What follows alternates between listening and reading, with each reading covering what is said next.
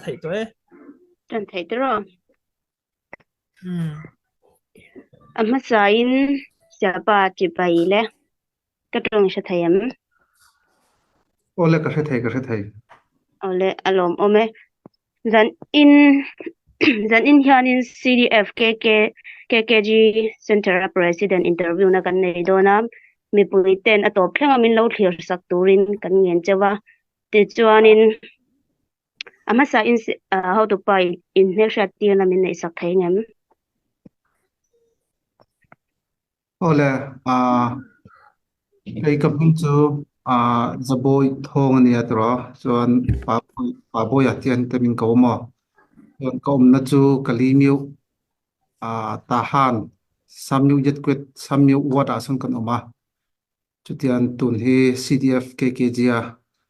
chairman kathok lai ni ti kha ma lam pang chung tang chuan ni hretir ka duai alom om amma sa in zan inai hun hlu tak te min pe ka wangin zo fa journalin i chunga lom thu kan soima sa a ti chuanin zo na kan lun nga langa CDF KKG indin kumle indin chan policy hi min shil thai ngem ole the kamni kan din kum chu khami ana teng sang ni le som ni pakhat atang khan nia sang ni le som ni pakhat July ni khat a khan Chilean Defense Force kali ka bo kan ko ti hi kan lo dina tuna chuan kum thum kan heng ve trep to ani hi chuan kan ni kan hemi kan policy deuh ber ka ti don nge mo tam deuh kha chu an hnung lama tek lo soi nga ali le kan ko a che vela om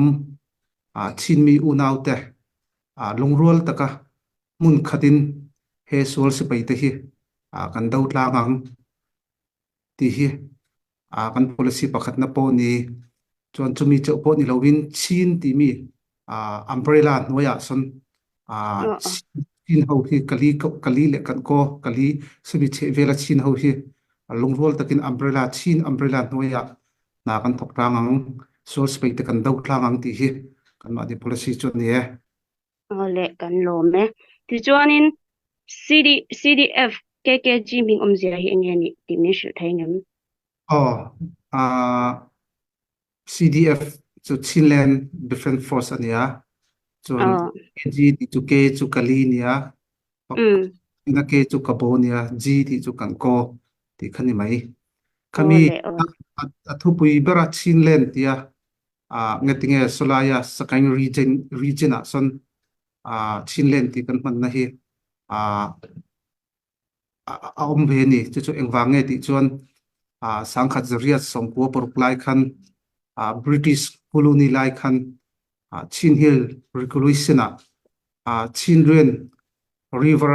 achunglam zong zong te kha Chin Hill district pakhat min lo pe ni chu chu bu chu ang san le kan ni tlang mi te Chin le sian ho te independent kan lo khela independent kan hu nu sangkhat zakua somli pasari barmaram constitution atangin kan chin len hi namdang ten kan ti mem chumo mi an lo nga tuna chuan kali le achi vel ho so chin le ờ chuni to lo in second region om ta ni so ờ eng kan chin len ti hi British colony na min pek wanga Chin Hill regulation Chin Hill district pakhat ani wanga chin len kan ti na kha ani mi lo nge ti chong kan hriat tho angin solai chin ren atanga achunglam zong he kan pi le kan pu te na an lo a anting kan tiang an lo hu chu mi romania tuna khampada ờ ti te so kan chin mi ho in hun khata solai hun tia son kan lo in thena hemi hun tia hian kan lo in tok le don ti kha atan tira gloria tanga kan lo hu chunia tuna India rama Mizoram kan unaw te pon ta salang sami khampada bungkung ti so tun thleng an hriat pha na pon ya ma se hetia ya tian enge kat soi du ti chuan tun tuna hian chuan sol spaite spring revolution ni wang khan revolution kan ti lai ni wang khan hay hi kan ramani ti kha ma da lovin hemi sual se pai te hi kan ne phodang hemi kan ramani ti mi hi chu under the table agenda kan da mi sani ma se ni khat khada hemi revolution hi kan lat ne le dona political agenda ala chuak don ni hemi political agenda hian tuna kan pi le kan pu kan ram hi kan la le hrim dona heta hian tun te atanga Chinland Defence Force tia kan man hi mual implement tam deuh ane yang ti po hi kan ring awangin Chinland tia kan hing tunan lo zo na chan mo Chinland ti kan man na chu ne ole kan lom hle mai ti chuanin e CNA ne na inkal dan hi enge nia in tho ho dan te aram chamin shil thaingem CNN hena kan kal dan chu kan ni chu kan constitution hrim hrim a hian tuna command and control le collective ro se chuan ral dap na lampang a pon ta selang hemi kan ni chu CNA CNF an mani hroina nuaya kan kal don kan ti mo chu wang chu an ni chu kan constitution hrim hrim a khan om san ni wang khan engti khobinia thuk ti khachu khata khan chu na lang to me mo kha kan kal dan khachu constitution a khan om to om sa chu ne ti chuanin CNA kem office in nei chan hi enge nia enge in tho ho dan kal mang te so yaram chuanin min shil thaingem CNA kema office hi kan ni KKG hi kan headquarter hi CNA kema hian ani chuan engwange ti chuan tuna chung lama kalo soi sam khan kan ni chuan CNA CNF political le ral dok na lama kan kal don kan tiang khan an mani he na nai deuh tia om tlang kha tran tir te tang khan kan lo tuna ka soi sang ni le som ni pakhat July ni khata tang khan sata son headquarter kan da ngala an mani henin close takin na kan thok tang thina chuan training chi rang po hi an mani min pia chuan in case emergency om point an mani henin thurual takin kan oma close takin na kan thok tlang thai ani ti kha an mani hena headquarter kan om na chan chu ne ole alom omlu to ke ti chuanin CDF KKG chu khoi hmuna tengi oma battalion engza thinge om ti te hi apoi lo chuan min shil thaingem CDF KKG hi kali le chi vel tu na ka ti kha kan ko vela hian kan om veka battalion pasari kan ome chon hemian soi ka du chu chin ti a hian kan ni hi chin thok thok a hian tro kan chiking nam so kan chikim ni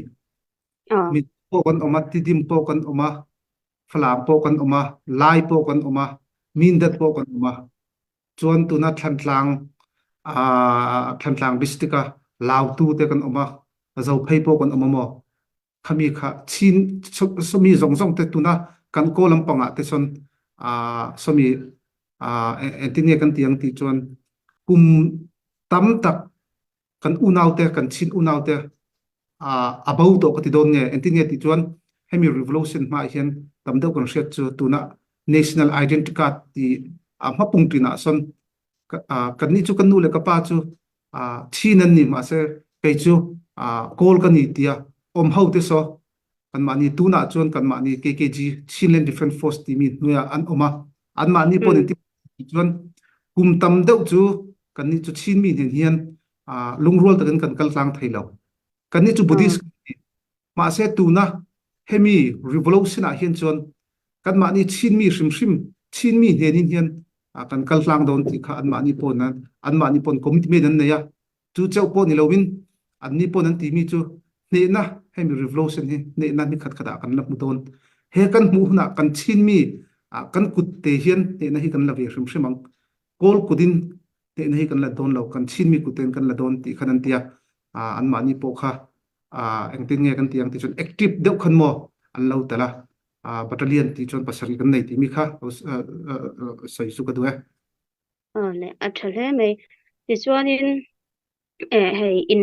inhliam boral te mo an om thin ta hei ta hianin hemi tuam hlom na hianin CNA hian a pun thei chawem in hliam boral te ti chuan kan mani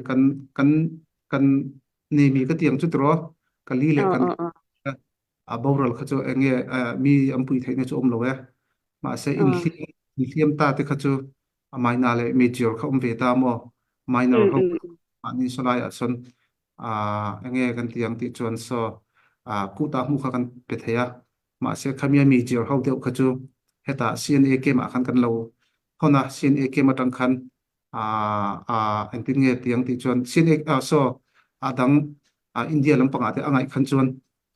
adang ten trong pui tu kha adang ten om ve khan tiang khan chuan mo an ma ni khan ase ừ tuna hian CNA kan si pai kan da ten thi khan chuan an ma ni khan aborol te kha chu 100% fully khan mo responsibility khan min lak sak ole ti chuanin NUG ne inkal dan le KIA ne inkal dan te hi aren chuanin mi hriat theih ngam NUG hen chuan kan kal lo ngai ti chuan NUG chu kan ni chu CNA CNF atang kan kal to wang khan mo ngai ti chuan NUG e wa tabo tu gi mu lemat sign agreement asiam saber chu CNA CNF an ni wang khan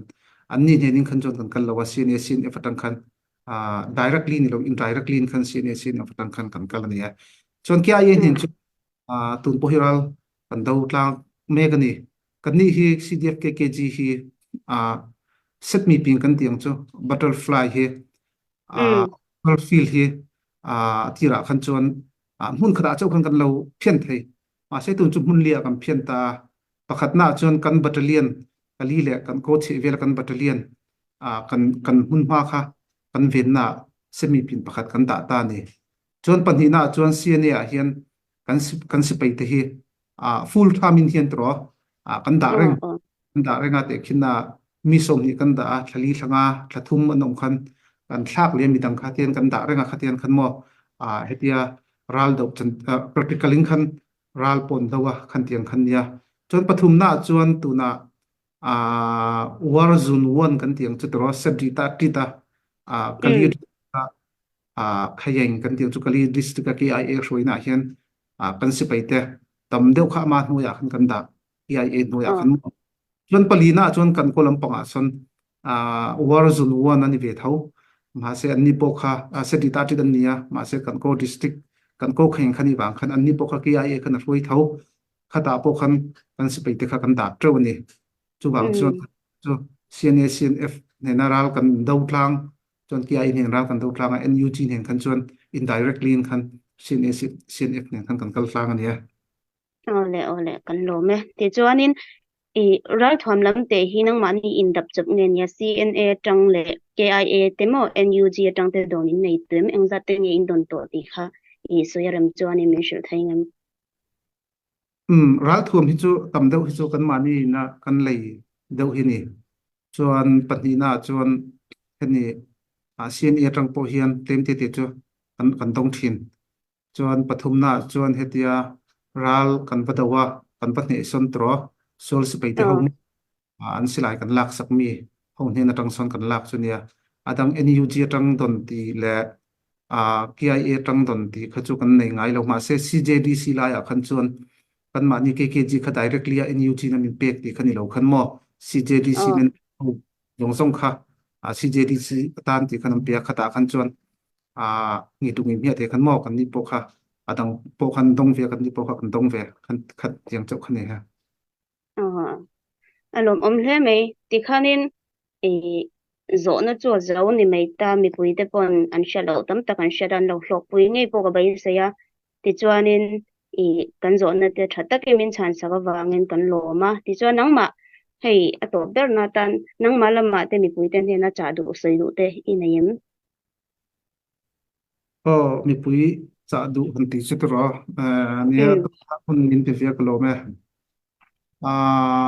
tuna to lai revolution kan lu kan ti hi ro hol ừ mi lo nge ti chuan kan kan ma ni generation a chuan kan kan ton ngai po khan ngai lo chuan lekha po khan hetia ral do lampang hi kan zir to na ni khat khat ral kan to to ko kan zir mi khani lo kan rin ai hian kan vat so alo harle tu ka patik tekina hian kala thina kan bible kan lalpa isuai na lo so yang khan tro kaima nung min zui tu apiang chon a chung khole a eng zong zong te akal sen tur ni mi in mo kha kha khami asoi ang khani mai tu na hian hen tiang revolution kan lut kan ti hian tro tu man chung ko te chon kan fa te hetia vathi ralrama vathi tu ti nei chon an tu ba tu man an tu lo chu wang eng kan chung te kan kan unau te po kan eng zong zong te khak kal senen revolution a hian kan kal ni chu ka soi du chu pathian ina ama hnung zui du piang reng reng chon eng po kal sena ngati ang khan la kan ni chon ka chau kan nei hemi kan hop te hian kan kala tuna hian kan ram tan na kan thok kan tia thok du lo ta silanga thai le tu tuna in thok du lo ta sang ral kan tlan thai le India rama kan tlan ang Malaysia rama nge ani lo ni le kan khwa son kan ve be me don nge kan ti thai vel tu khan tiang kha ma se hei engwange kan ti du lo ti kha sui ka tu hle mai engwange kan ti du lo ti chon hemi tu na kum som sari ai tama sol si pai te nuaya kan hi mai al pui hi tro hemi mai al pui hi tu na kan ma ni generation na kan lu chunga tlak lai ni tu na khan ka soyang khan hemi hi kan lu chunga tlak ter du lo la kan kal thei vek kan song thei vek ma se hi song ta silang tro khami mai al pui kha khulai nge tlakang Bangladesh ocean atla don lo India ocean aport la don lo khulai nge tlak don ti chun kan mani generation atla don chu wang chun hemi kum som sari ai tama kan tur to hi kan ramina kan tur na hi tro kan mani generation sau shim ro se ti hi kan tuk mi ni na in tu pon ta silang nun na hi pakhat chau min pe nya nun na pakhat chau min pek mi chu tun revolution a hian kan nun na hi kan pe ve kan pia hemi kan nun na kan nei mi pakhat te hi kan pia antin nge pek bel le na tur hi engma kan nei to lo kan ni chon mo sem ya hian mi puite soi ka du chu ram po na tang ni ta silang ram chung tlang ni ta silang antiang revolution silai von kher kher lo ma se revolution a tal du hetia tampui du te tan tan chon chance la nei pek bel inge ka soi du ti chon atira dollar songa ani lo be cheng songa pe mi khan somnia ala pebel chap ala pebel thainia dollar songa ani mi khan tro apek du chon sa ala pebel thaini pek bel thaina chance khanai la nei ni chuwang son hemi tuna kan tur mi kum som sari ai tama kan tur mi hi tro kan mani khuna hian zo shim to se ti kan du chon tro kan nei zong choin khan tro kan tan tlang he athu pui le tu khan te ne na hian soi ka tu ni don mi tuna revolution hi tro mi pui revolution nia mi pui to tha hi nia mi pui to tha hi re hi khovel history revolution kan ena mi pui to tha hi ti hi kum thuma hian atlem ngai lawa kum nga ai pon na tam ngai lo tuna kum thum kha tun tha ni khada kum thum kan kim to tun hi kan nakal bak to ri kum ni kum ni thang hi kan lakal ngem tuna situation kan hu vek to atira rar do ang mai khan tung hi ral kan do to lo hetia voi khat voi ni a gate vel vaka plan set me a thiau mu lo kha tuna hian kan ti to lo ni tuna chon enge an nei zong zong ti kan lak sak theng tin kan nor tu he khopui ma kan lu trep to ni chu wang son rei to don lo ni chu wang chon hi lo hun te a hian mi pui ta tam pui kan dil chu tro hemi rei lo ti a hian in thei to bin mi la tam pui riu ti kha kai ma lam pang tang chon tro ka sei du chun ta salang kai po palo unangin zofa journal theni in ton theina kan nei wangin mo lom om hle mai adit lo to khami kan thil kan in pui theina hi hle ma foreign lama kan u nau te kai he tiang te tia kan in pui hi kan in cho phun na le kan in pui theina ni mo i soi kha tha mi pui te pon an lo hlok pu yang ma nia po tharin i pui du na thar ten nei nge ka bai se kai ni lama po ni se te chuanin i zan in lama i i hun lu tak min te a zo fa journal mo chu wang chuanin lom thu kan so ya i thu soi te ngai thla kan wa ma kai man ni lama po kan hlok pui ti kha ni se la ole ole kalom vel tu ka ok po le kan lo me